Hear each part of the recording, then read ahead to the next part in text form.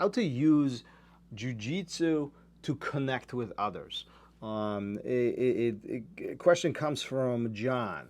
John, thanks for dropping this in. And I actually had two or three similar questions. So I'm going to kind of wrap them in together. Another one was, how do you avoid the social anxiety on the mat in a large classes. So let's group all this together. And I think beautiful part behind jiu-jitsu itself is the fact that, one, we put ourselves in a very risky situations, and we are trusting our training partners with our life. I mean, there's nothing to it. When we are putting ourselves in a position of our partners choking us, I mean, we are literally trusting our partner with our life.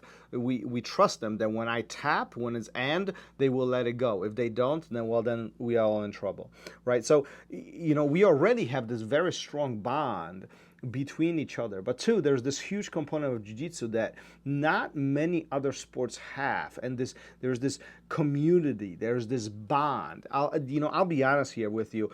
I don't have many friends outside of jiu-jitsu. A lot of people, most people that I've met in my life, they somehow relate or link into jiu-jitsu, whether seminars that I've done, privates, my students, friends of the students, parents, people who come to the facility, come to the academy, clients and so on, trips that I've done, visited different academies. It's just you develop this enormous network of connections, and you develop these relationships with people all around the world, and there's nothing more beautiful behind this. Now, last couple of years, it's been challenging. Whether you believed in pandemic or you didn't, it did exist, and it did impact us as a jiu-jitsu community. There was a lot of separation. There was a lot of people stopped training jiu-jitsu because of it.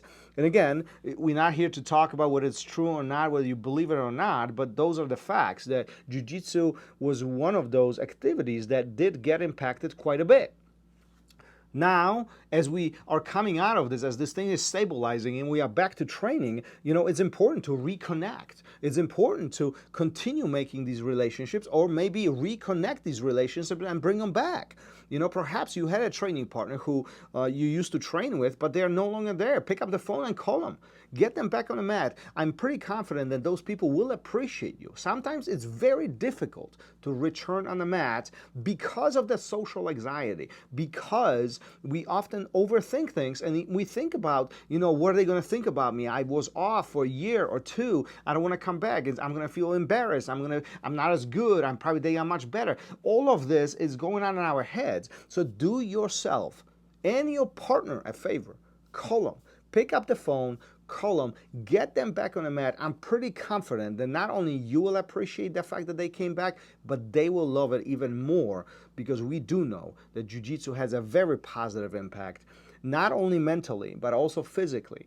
And these guys and girls who are taking the break right now, well, that one phone call literally could change everything in their life. So, as you finish this episode, pick up the phone, make one phone call. It could change someone's life.